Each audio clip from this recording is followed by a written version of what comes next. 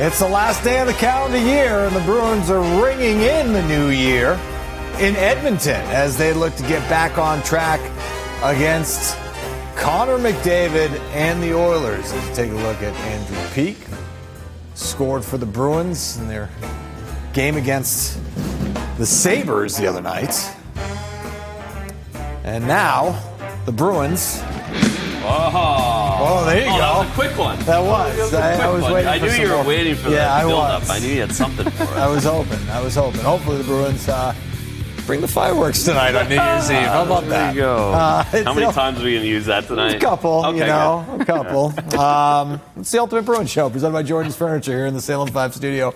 Adam Peller and Andrew Raycroft. Gigi Marvin joining us on New Year's Eve. How are you? Good. Yeah, I was kind of thinking that the fireworks go off a little longer as well. It's kind of fun to see that, but it's nice to be going to be able to watch some hockey tonight. You know, I was thinking about it. I don't think I've ever started a show on New Year's Eve and ended on New Year's Day. It's definitely a first for me. Yeah. 100% first for me. Yeah, so the Bruins, obviously, they're Mountain Time in Edmonton, and so they'll probably be in the air, right? 100%. Yeah, exactly. When they ring in 100%. the new year. So Judd Surratt will get to wish everybody a happy new year in the third period. Yeah. He'll be popping the champagne on the plane for all the guys, I'm sure. I'm sure. Hopefully they have some champagne to celebrate a win, too. They need it. And they certainly could use it. Bruins now on a 6-game winless streak, 0-4-2 over the course of the 6-gamer. That included a 1-3-1 homestand. You lose the opener on the road trip to the Sabres, and then an overtime loss to the Calgary Flames. And that one really hurt Razor, because that was a game you looked at and say, that's a game they can win. And you were tied in the third period, and you were going to overtime, and then this happens. Yeah, unfortunately, the Bruins played a really good game. They did exactly what they wanted to do. They wanted to be sharp defensively. They wanted to take care of details. But unfortunately, the penalties and the penalty kill reared its ugly head again, and that's what, looking at that stat page earlier, it's that penalty kill at 75% down in the bottom, and now it's been a power play goal in 9 of 10 games, 12 goals altogether in their last 10 on the PK, and it got them again against the Calgary Flames on Monday night. It's hard to win games when you're in the penalty box as much as the Bruins are. It is, and it's tough, too.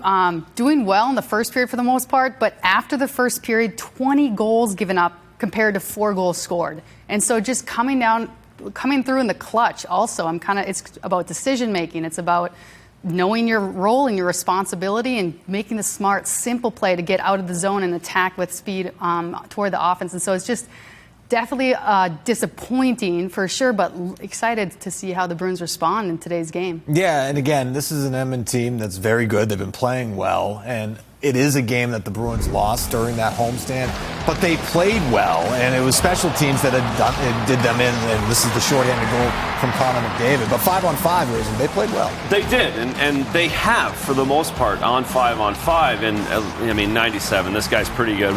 We did the unobstructed view on this for this show, and as soon as that puck ended up turning in the corner, Bergie's like, oh no, and like 4 seconds later, McDavid's in and scoring a goal. So you have to know where 97 is on the ice. You can't take any, like, the theme of the penalties is here again tonight, because you can't take a penalty against the Edmonton Oilers. It ends up in the back of your net, and this guy's usually involved one way or the other in that power play goal.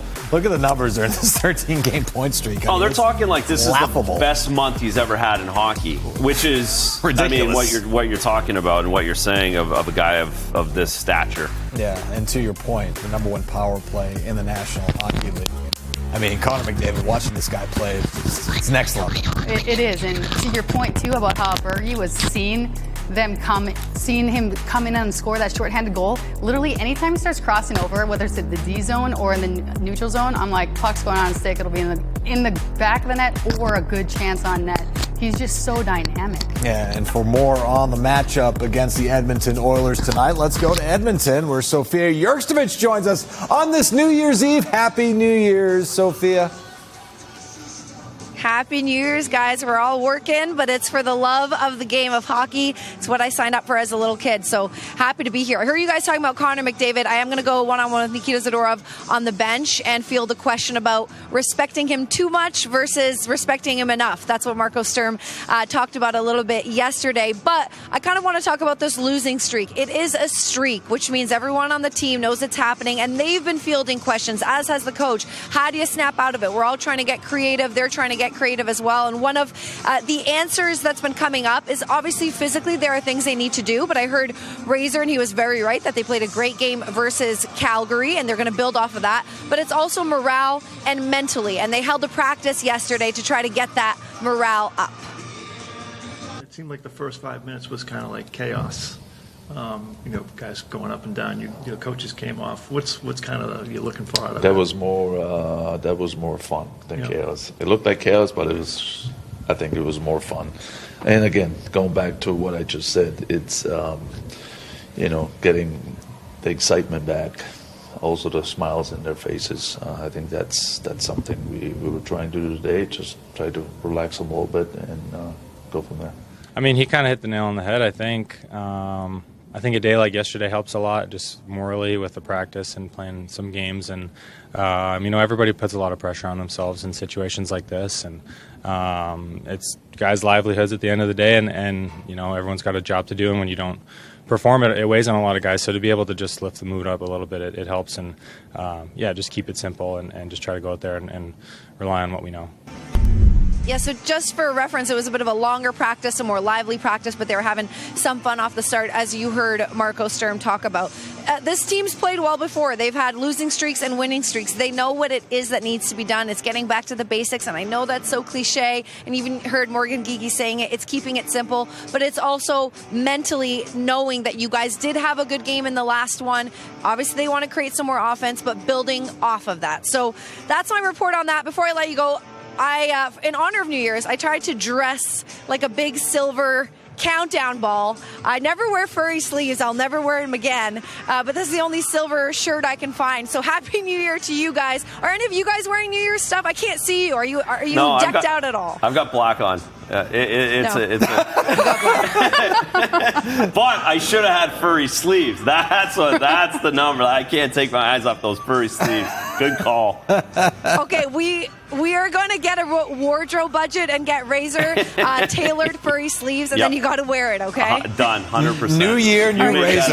Yeah, exactly. 2026 is going to be special. Yeah, Happy New Year, guys. All right, Happy New Year, Sophia. Thanks very much. We'll see you a little bit later in the show. All right, let's take a look at the expected forward lines tonight. Yeah, I'll take the Billy Jaffe move here, and it's the same lineup as the Monday night against the Calgary Flames. Lindholm, Geeky, Steve stay together. I love the Zaka line against Calgary. I really like the way they play. David Pasternak, the third line right winger for the Boston Bruins, with Fraser Minton and Husnadinov, and then Esimont, Corrali, and Kastelik stay together on the fourth line. Yeah, and then missing, of course, from the lineup for the third straight game now is Tanner Jeannot, who skated in on contact jersey, and so they're missing his physical presence in the lineup tonight once again. So hopefully he gets back in the lineup at some point on the trip, because remember, he didn't play in the opener. He's traveling, so there is optimism that he's going to take the ice at some point. There is, and it's fun, to be honest, no one likes to be injured, but when you get to travel with the group and be with them, it just makes your recovery so much better, so much cleaner. You feel a part of the group, feel a part of the team. You're not isolated by yourself at home, just wishing you were there, making memories. And so it's nice to see that he's there, and that, as you said, to your point, can step on the ice soon, and hopefully we'd be able to see that.